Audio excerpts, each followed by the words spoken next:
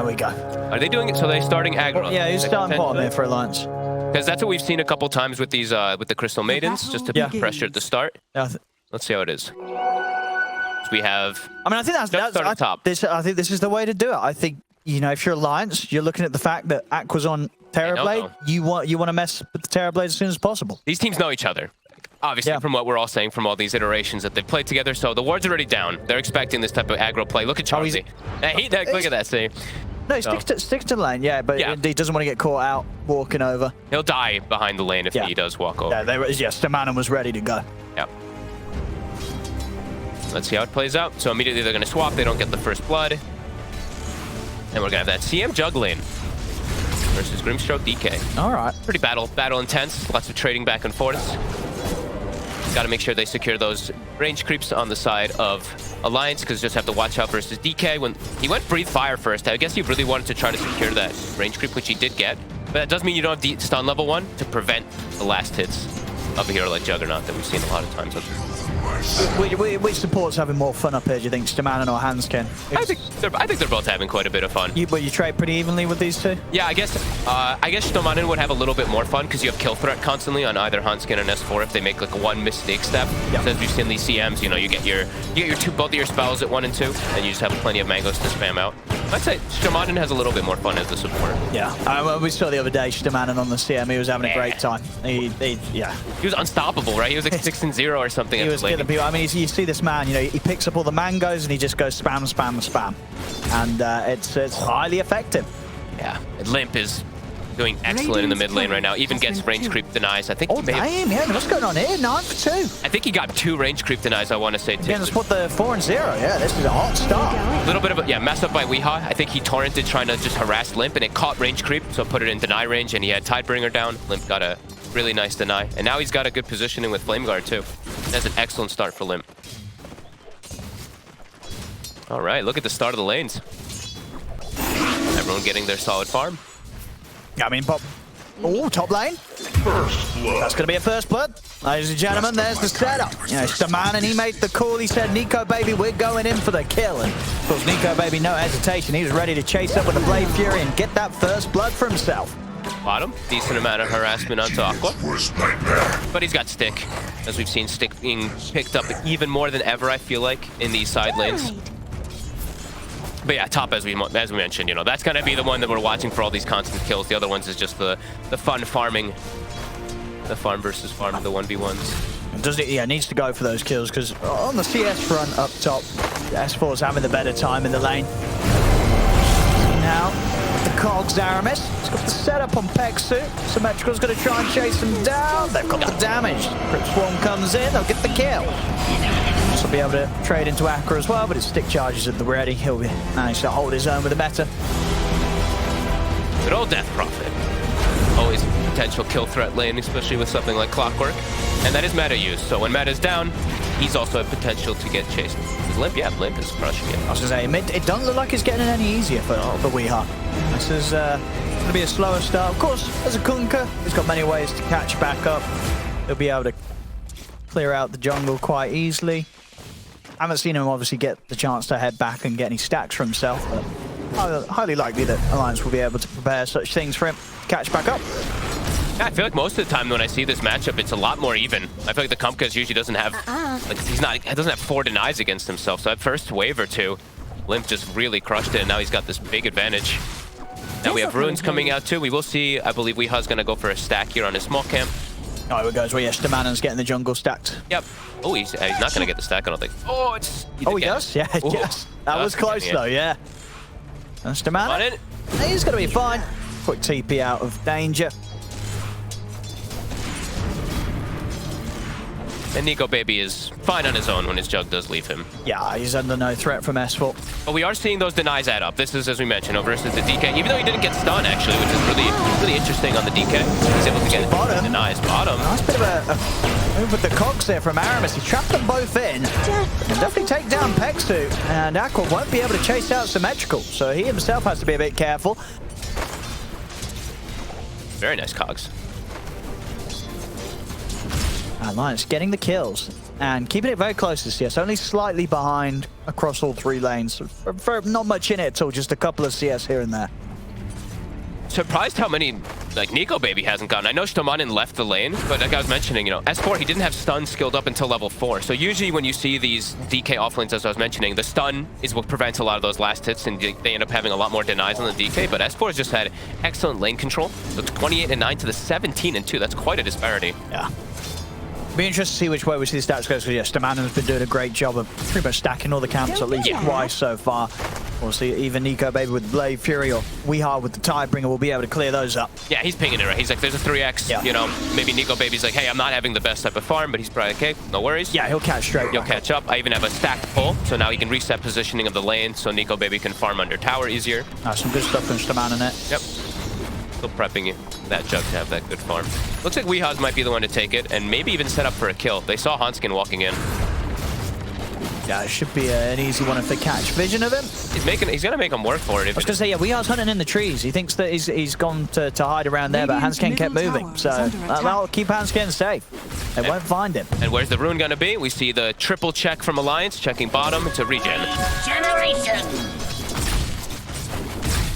And he'll keep it going too.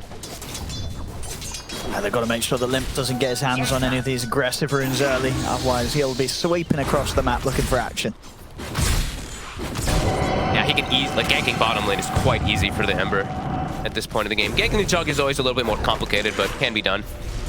Probably not the target that Limp wants. And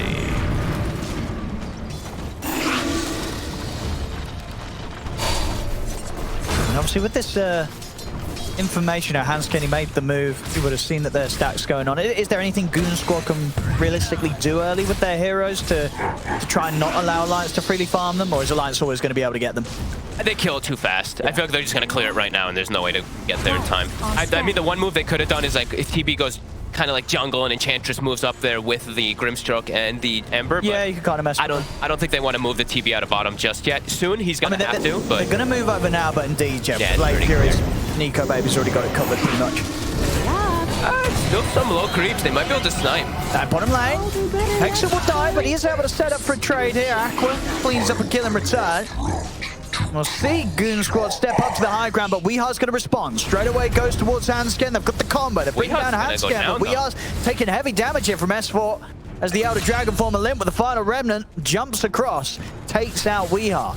So a bit of a trade between the sides, but Goon Squad happy with that move into the jungle. Not quite able to come in early enough to disrupt the farming of Nico Baby, but set up to just lose the support themselves and get that kill onto Alliance's mid, onto Weehar. All right, well worth it. Great move coming over, slowing down Weehar. They even, I think they took 1 or 2 of the creeps as well. Hanskin's like, okay, I died, but now you know what happens when I die? I TP mid, refill my Ember's bottle. So those type of deaths on these supports are just actually beneficial. Well, see Aramis. He's come over to try and make sure the power in doesn't go into the hands of Limp, but he can't stick around for this. Oh, it gets denied. That was what, yeah, looks like Hanskin knew that Stamana was either able to deny it or pick it up himself before Limp could swing over. Very close. But yeah, good to see Alliance continue to do this, making sure that power ins are never a freebie here for Limp. And speaking of freebies, TB, they have to leave the bottom lane, so we know what Death Prophet does to tier 1s. This tower is going to get brought down unbelievably fast. I don't even know, it doesn't look like they're going to be able to rotate for it either. Hanskin's a bit low, Limp was slightly low on mana too. Yeah, they're not going to be able to contest this, no. Look how fast it goes. Freaks out for the DP. And that's how they have to play. They do want to be setting pace. They want to be taking these early towers versus TB. They can't just let aQua sit back and farm. So good hit from Alliance. Still, the gold lead has to be like less than like 100 or 200. It's less than 1K. Super close, yeah. Super close off of these lanes right now. And the Nico Baby Jug, who had a little bit of a slower start, has fully caught up. And yeah, he's going to be fine. He's going greed as well. He's going the Battle Fury. All right. I mean, obviously, a little bit of cleave anyway against a TB it's going to be something extra against the Illusions, but definitely you would imagine we've seen some Jugs in this situation. They would prefer to go for like the Maelstrom, get involved a bit earlier with the rest of their team, trying to like overwhelm the TB with that extra bit of magical burst. But Nico Baby opting to try and match the farm. To each their own, right? Like Nico Baby's shown a couple times where he has his own style. Nico Baby, he likes to buy like the Radiant still on the Wraith King, right? He'll always opt for whatever he feels is going to get him the biggest, at the same rate, or if not faster than the enemy carry. So this man's come here to hit creeps and carry the game. And it gives them the just-in-case factor. If they can't end the game at a decent time, then they'll have somebody that's at least farmed enough to maybe stand toe-to-toe versus TV. Or, and they actually get the catch here. Torrent won't quite get. They get the X. Even with the bow, I mean, they have the bow and the Omni if they want to. They sort of hold back. I think even with the bow connection and an Omni slash, you're not killing this Juggernaut. I think there was probably like, let's go, and one person was probably like, I don't know if it's, it's a 1600 HP DK. He ain't dying. You would have had to commit Omni and like, pretty much everything and maybe still not even get the kill, so. Good defense there from Alliance. And that's quick, right? They saw Dragon form and they immediately rotated to try to shut it down. So really emphasizing on that early game here with the rotations. Yeah, we'll see how the farm progresses. Because at the moment, of course, aQua, he is the lowest on the cores. But it's to be expected with the lane that he's put up. Even though he has an Enchantress, which is one of the best 5 positions to back you up, you're versus Death Prophet, you're versus Clockwerk. Yeah, probably the biggest thing for him was the fact that he gets out of the laning stage without dying to that duo. He had, yet to die yet on the Terrorblade. I'm surprised he's trying to farm this Ancient stack, though. He's farming Ancient stacks without meta up. He's kind of getting wrecked by it. aQua's going to have to go back to base. And top now, they only have 2 heroes up here on the side of Goon Squad. See if they can get the kill this time, Alliance. Oh, with Exorcism. The Ghost back up, symmetrical, ready to run down S4.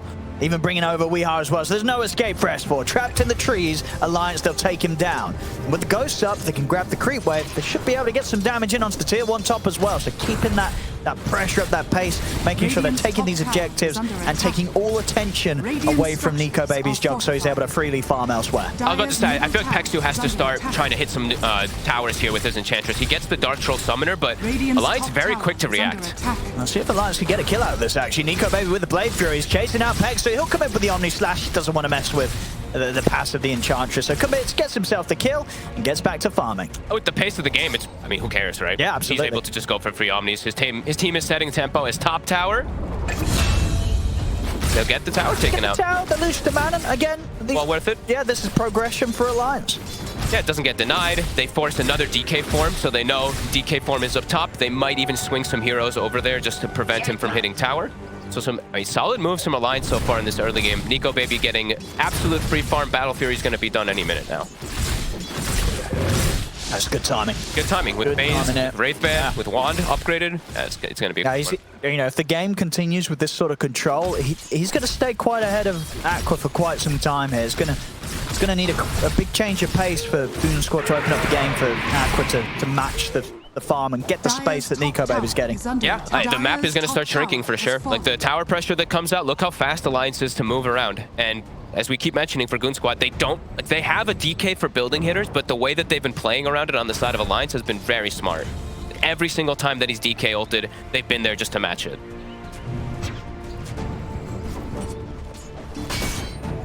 Solid stuff so far. We got 13-minute Battle Fury. Yeah, that's a solid timing.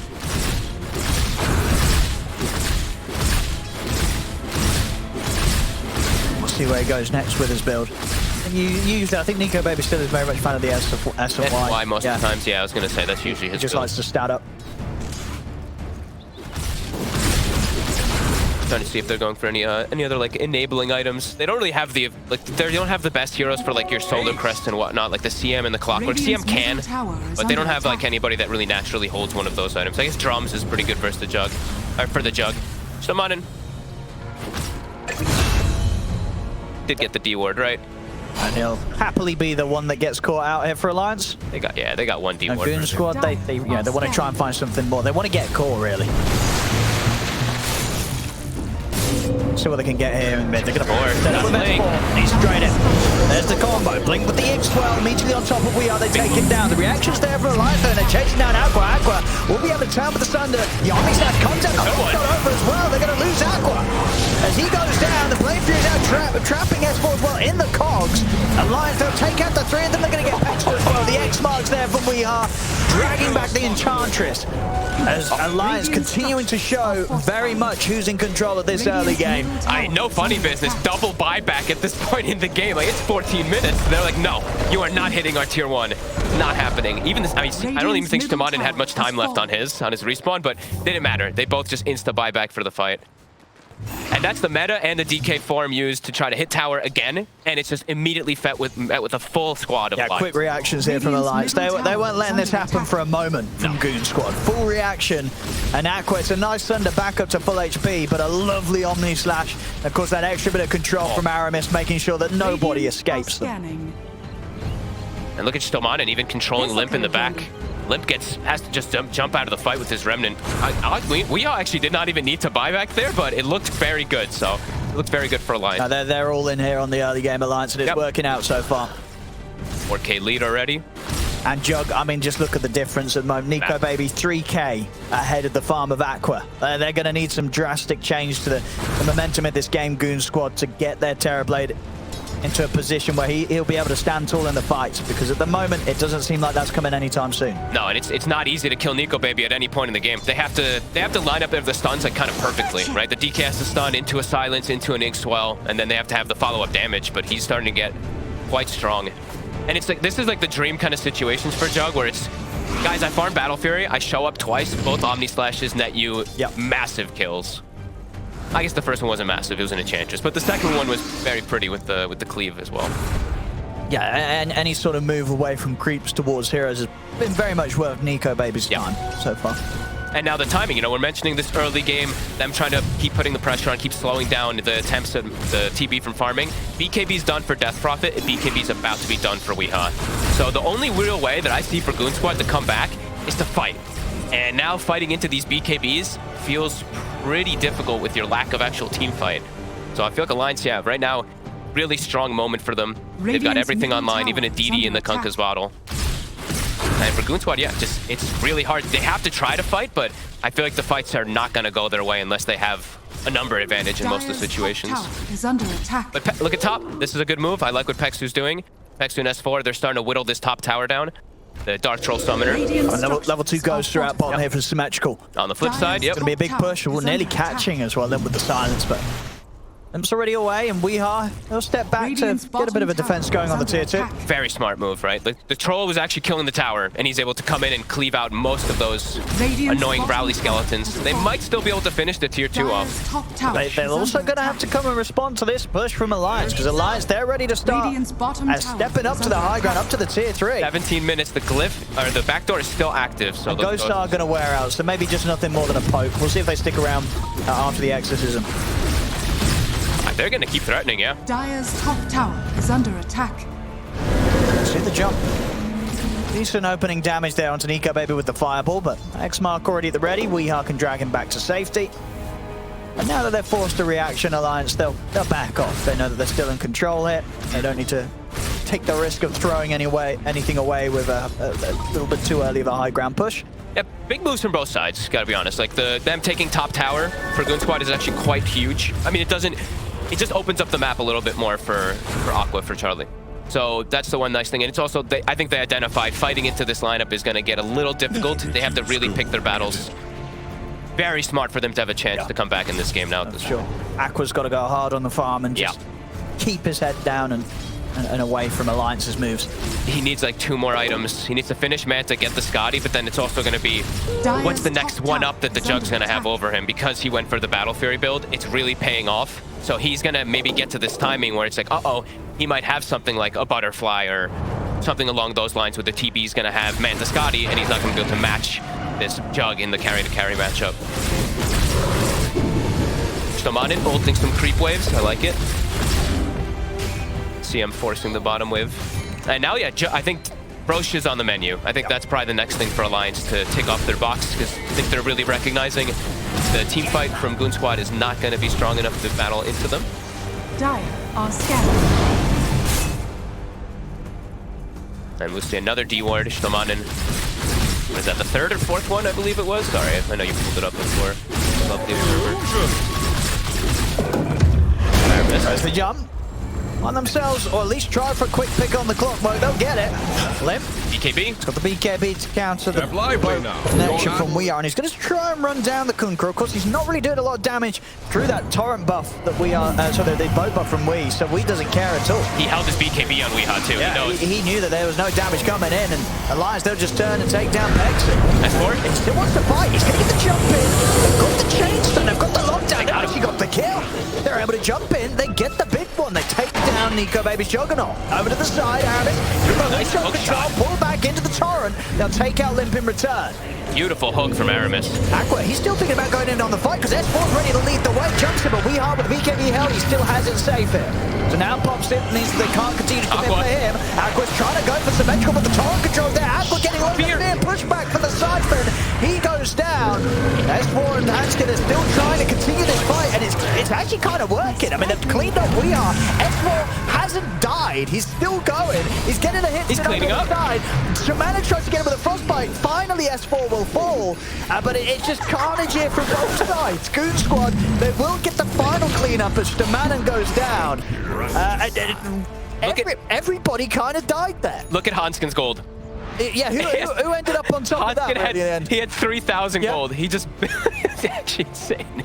So both him and S4 got about 1,200 in the fight. Yeah, it was kind of the cleanup crew from those two for sure in particular. I mean, S4 nearly not going down at all, only dying that last final moment. Yeah, so for those two there, they kept the fight going. You could tell it. They were losing cores. You know, Limp was dying, aQua was dying, but S4 and Hanskin, they wanted to keep the fight going. They did not want to let Alliance get away. I don't think Alliance expected it to go that way, right? The DK didn't even have BKB, but the way that he played weaving in and out of the fights, actually really nice from S4. It felt like at least sort of 3 Dragon Tail Link Swell combos were coming out there. They were just going and going and going. Yeah, they couldn't get onto those backlines. And it kind of worked in a bit. You see how the net worth leads change? They shake up Alliance to the point where they're able to close a bit of that gap. Yeah, now it's like those little things that they did use earlier. Yeah, look at that swing. That was that whole fight here coming through. Like CM ult was used to push a bottom wave. If they had that little bit extra, perhaps we could have seen something different come out. Also, that was the buyback deaths that went out of the way. So these long respawns now for Alliance are out of their way. But yeah, Goon Squad showed that they can show up to a fight even before this TB is fully online. Yeah. Aramis continues to just find these hookshot connections. The one that he found earlier was quite nice too.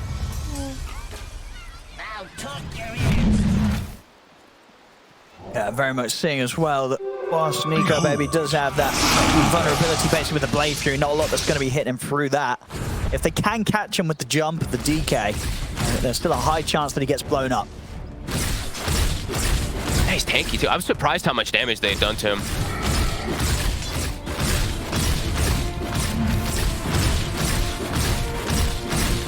See them. Just going to step up on the damage department next. Comes the Death after his BKB. All right. I believe we saw we are very much building the defensive route, going for the Lincoln Sphere as well as the BKB, just making sure that he doesn't get jumped by that Dragon Tail initiation that Goon Squad have proved to be so strong with. It is their only hard initiation, their only hard lockdown on the side of Goon Squad, so good work. A little bit unorthodox to go for that on the Kunkka, but you understand what he's trying to go for there, right? So he throws it onto the Jug can freely push and not have to worry too much about when they go for any type of That's true as well, yeah. plays. As Roche, they're mentioning, Alliance, they want. I think that's what their initial move was to have happen. It was them swing over here to get here, but I mean, Goon Squad, they knew, so they hit them with full force. Dire's middle tower. This is going to be quick. I don't think Goon Squad's going to be making any moves over here, so... But they're making moves of their own. They're taking mid tower. Looks like they were trying to hit bottom, perhaps, as well. And some big items have been picked up as well, too, just to point out, we got this Roche taken out now for Alliance.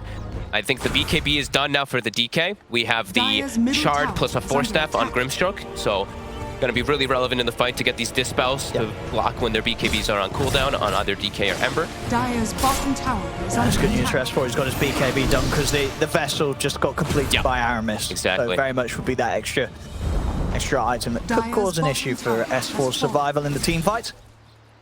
Yep, and then also the big thing is for aQua, as I was mentioning, they don't have any Drum or Solar Crest for Alliance. They have a Solar Crest for aQua. He's going to have that from the Enchantress. Limp. Play with the Remnant. Oh, Limp would have loved that Arcane Rune, but Weeha's able to snatch it up.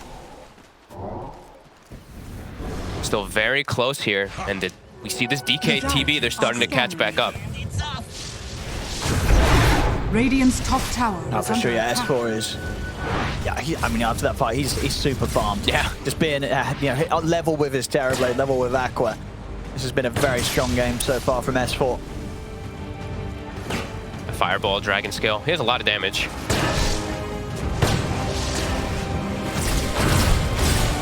He's going to try and do the rounds again here in Alliance's jungle, but Alliance, they're over in the mid.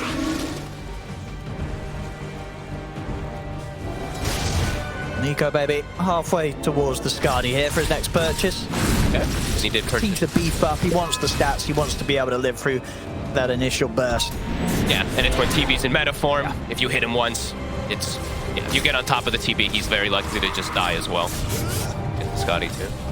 aQua's not far from his either, though, and that was going to be really effective versus these, the spin, the BKBs, the DP. But Alliance, like we said, they're about playing a little bit faster, so still continue to try to put the pressure on. They've got 3 minutes left on the Aegis. Exorcism's back. 1 second. Oh, there we go. Perfect timing. Yep. Time for the siege, and we'll see what Goon Squad's response is going to be. They get the jump. Trying to burst the Jug once. They're getting very close to doing so, but he already had the healing ward down. And with that in mind, Nico Baby's able to keep the Aegis safe for now. He's going to go back in again. He's actually looking for the kills. He's just going to charge him with the Blade Fury over towards Pexu, but a 4-star will save Pexu. S4's ready to get back in. Dragon Tail silence, but we are responsible for the BKB. Staying from S4. S4 popping the BKB, still not able to pop Nico Baby, the 1-star. They committed boat, and Exorcism's running out. They have to be a little cautious here on the side of Alliance. Top is starting to get split push. I think they should probably back it up. They do have an Arcane Rune, but yeah. So the boat is going to come back a little bit faster than usual, but as soon as boat is used, their Exorcism's running out. They got what they came for. Tower is taken out. They did hold Glyph, though. Actually very patient from the side of Goon Squad. I mean, and how fast do Alliance need to play it? Like, do they have to push again with this Aegis without Exorcism, or do they wait for the Exorcism still? Come on, It can be risky. They're kind of playing like a fake here. They showed Weeha top, and then they're still continuing to make some plays bottom. They just have to play it very cautious, because the DK form was used too. I think the safer play is just to back up. You're still in an okay window. You have Jug, who's still getting very good farm versus TV. Sure, yeah, he's pretty much consistently stayed the same amount ahead of aQua this whole game. Nico Baby still, 2.5 to 3K within it. They're still lingering in the area. The Scotty's about to be picked up from the Jug. Charlie has He's got his as well, yeah. So he can show up to the fight. And this, Alliance might get surprised from this. They're still persisting. Oh, it's going to get jumped. Aramis is going to go through for the 4-star. Will keep S4 safe. Limp jumps in, commits with the remnants. The BKB's out, but aQua's in position. Tears down Symmetrical and Aramis. This felt a little over-aggressive without the Kunkka even in the area at all. No, for sort of all the smooth moves we've had from Alliance so far this game, that definitely felt like a bit of a slip-up, bit of a miscommunication there with the way that they were trying to commit sort of half-heartedly. At least they only lost, I guess you can see like some Silver Line. They only lost the 2 and it was a meta forced, but now it's like, what are you gonna do? You have 15 seconds. Actually, when DP respawns, you have ulti, and you'll have a window maybe. Okay, so maybe when they respawn, if they can get the lane in a good position, they can try to go for it again because meta was used. But we see the line drawn. Limp is like, they're gonna try to hit bottom. We have meta down. Just clear it out. Push the lane as far as we can. Do you like this from Hansken as well? They're just going for the big item now. Okay. I was gonna say he has an option also to even go for the Ags versus the Jug this game, but Hex is like the best item in the game, so Hex on a Grim can be amazing if he's able to farm that up. And if they get to that point, they just win the game, so that's the way that their lineup will be able to scale versus the Jug. Aramis. S4 has got the BKB. Can BKB TP, and he'll do so straight away. Look how fast Alliance was to come back to bottom lane, right? Yeah, they want to get this pushed right back over. Goon Squad's shoving this lane. We need to shove it out, and we need to get to the base before meta's up. 65 seconds for them to get there. And you see on the opposite side... they're going to be able to do it before that. They've got Exorcism up. Goon Squad is addressing the other lanes, though. Top lane and mid lane are getting pushed out as well. Okay, so at the minimum, it will be maybe half of the racks going down. Yeah, might be a trade. We might see Charlie even attempt to commit for the top. Limp's up there with the Deso, with the rally creeps. Yeah, that's true. They might be able to get a trade. Deso pickup from Limp is also going to be nice for these split push plays, especially when you're just taking that armor down and priming it for these summons, these illusions to come in and beat down on the objectives we're seeing here. That's the range rush taken out. Nico Baby has to turn up and return, but it will be Alliance that lose the first bit of barracks themselves. Big plays. Very smart plays from Goon Squad. It's all just about buying more time, right? Buying time for the TB for that meta to come back up. And meta's back up in 20 seconds, so now Alliance is probably like, okay, we don't have that window to go for the push. I mean, because you would imagine in a game like this, with the minutes passing, it's Alliance that are going to start panicking a little bit more. Absolutely. Especially with the item build that like WEHA's gone for, right? Like this Lincoln's, it feels kind of all in. Like you win the game. You bought this to just run down the lane and be invincible. That's how I end the game with these items. Yeah, it feels like this is like we need to win probably in the next like 5 to 10 minutes, or game is going to start getting a little funky. Because then it's going to all fall on Nico Baby's shoulders to carry, and suddenly at that point, maybe Hansken's got his X, he gets Hex, the game's over. Yeah. So very much Alliance, they've got to keep it up. Radiant's middle tower is under Do they have any? attack. I still just keep checking. Do they have any buffers yet for the Jug? Nothing. Okay. No Solar Crest, no drums yet on their supports. And like I was mentioning, Enchantress, he's going for both. So Pexu, he's going to have Solar plus Drum on this TB. And now they're ready to fight. They have a BKB done, the disassemble from aQua. This could be the comeback here for Goon Squad. Even though they're, pretty even, it's just the comeback to pretty much take over the game if they do win this next fight. Absolutely. Well, yeah, you feel like there's sort of one team fight, you know, for Alliance, they're one team fight loss away from being in a very, very tough position. Yeah, it does feel like that. Even though Nico Baby's at top net worth.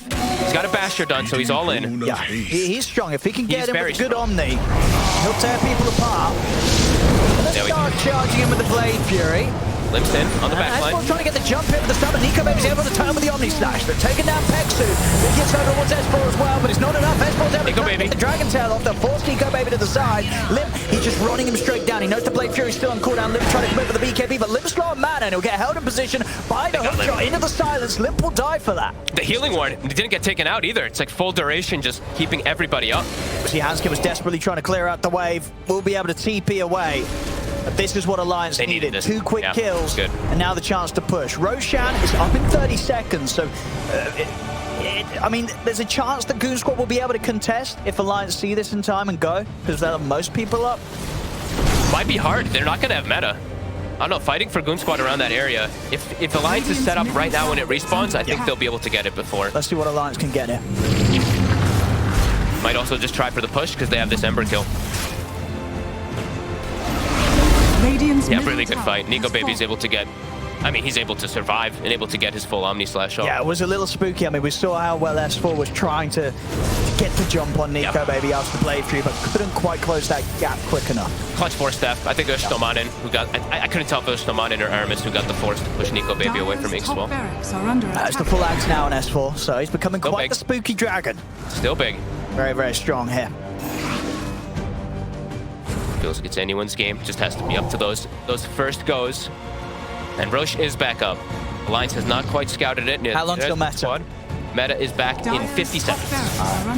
It's a bit of a window. If Alliance catch wind of the fact that Roshan is back up. No exorcism either, though. 50 seconds for that, too. So about similar cooldowns for that and the meta. I guess they should still do it decently quick enough with the Jug. With the farm that Nico Baby's got. They have to. They have to. Like, now, are you trying to commit for a fight even though you don't have meta on your TB? Ooh. Alliance might be the one who tries. He's going to go hook shot up to the high ground, look for pension, but S4's got the jump on the Jug. They need to protect Nico Baby right now. They're forcing down to the low ground, but he's getting so low. He's silenced. He's going to Blade through and try and run. He gets the healing ward down. Remnant forward. Limp tries to chase, but Nico Baby's going to be able to live. Stomanen, he'll force the damage of aQua. Mostly symmetrical, popping the BKB. Nico Baby's trying to charge straight back in. He's able to jump in. He's looking for the Omni Slash over towards S4. Back up to the but he's so low. He's dead. He comes out of the Omni Slash, he dies. And now meta. They're surviving, they turn towards symmetrical, they take him out. The buybacks have come out from Alliance, but now you're fighting into a Terrorblade with Metamorphosis up, and you don't have Omni Slash on the Jug, so you've got to be careful if you're Alliance. They have the buyback on the Death Prophet, and Exorcism's back up, so they could still look maybe like around this that kind of play. But Goon Squad, no, they're going to go straight away with the smoke. Yep. They know now, if they kill Nico Baby, this game's going to be completely broken for Alliance. Yep, S4 scouting, but the ward's up. Broke the smoke. They're going to be a bit afraid here on the side of Goon Squad. I mean, they could definitely chill themselves. It's a big thing there to have that situation where Nico Baby as the carry has brought back. The next 7 minutes are going to be very scary for Alliance. But Alliance, they're going to try and go in and fight around the fact that they can surprise Goon Squad with the buyback exorcism. 20 seconds for him to respawn. Immediately, let's look at the TB illusions being sent all over the place to try to get the split push going. Yeah, like Charlie, he shows himself. He's taking this outpost. Whoa. He does not have EKBO. For 5 seconds. They drag it back into the boat. He's coming over. He's going to try to, but the hook shot's there. Did he get the thunder off backward? He needs to do it. He's able to do it. Turns toward Pexu's back up to full HP. The Soulbite's down. They've released the two together. And now Nico Baby. In trouble. Can they get out of this? They're glued in, but the dust is there. Nico Baby's dead for 2 minutes. They've taken him down. It was just all a bit of a bait. It was from a bait. aQua. It was an absolute bait there. He goes for the outpost. We're watching him like, my goodness, this man's crazy. They're going to run straight for him. And they absolutely did. And his BKB, it comes up just in time. He gets it off with the Sunder. They turn around the fight. Now Alliance is 4 dead. They have no buybacks.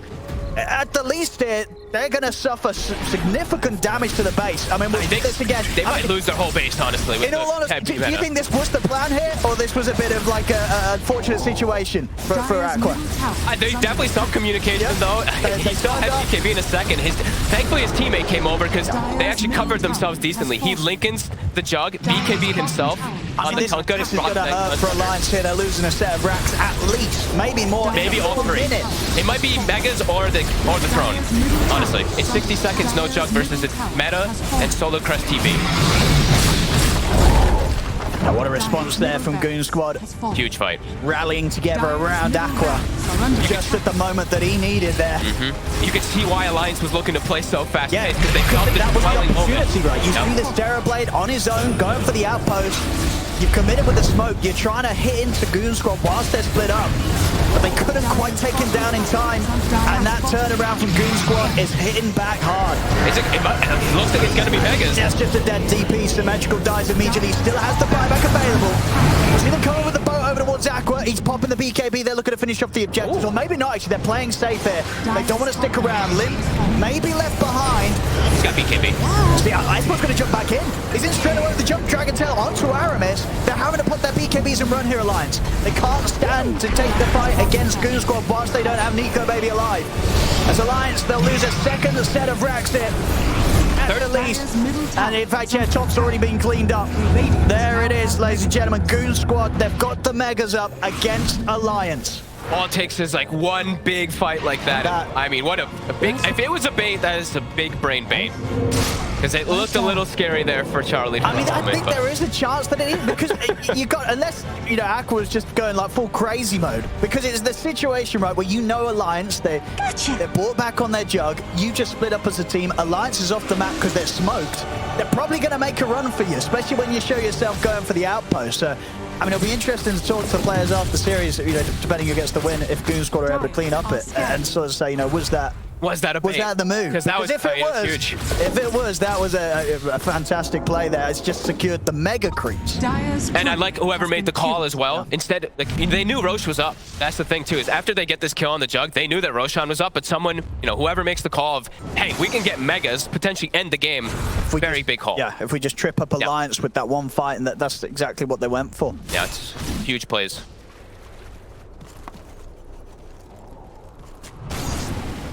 Alliance now heavily on the back foot. Yeah, down 15k now and against Megas. They're going for the Roche play. They've got to go for the big stuff there. I look at the creeps in the side lanes, though. That's what I'm going to be watching. If they just die to some creeps, their whole base. Because if the fight breaks off here, I think they're going to lose the creeps. Still trying to face this Roche, but the jump spear and Limp starting to poke and symmetrical. Just being annoying. Roche is so last boy's in with the jump at the side. He's going to look to Aramis first. He's in with the Dragon Tail, symmetrical, trying to finish off this Roshan. Limp's coming in, he's able to pick it up. Roshan dies. He's able to pick up the Aegis. But look at this damage coming out as Alliance, they're grouped up. Esbor's just flashing across the board with the Elder Dragon form damage. As Alliance have lost 3. Staman and Solo, WEU will come back for a second round, but they've lost Nico, baby. WEU will be able to TP out, but he's the only one left alive, and indeed the base in shambles here for Alliance. GG is called. Goon Squad will take this game 1, and it was a brilliant game 1 as well.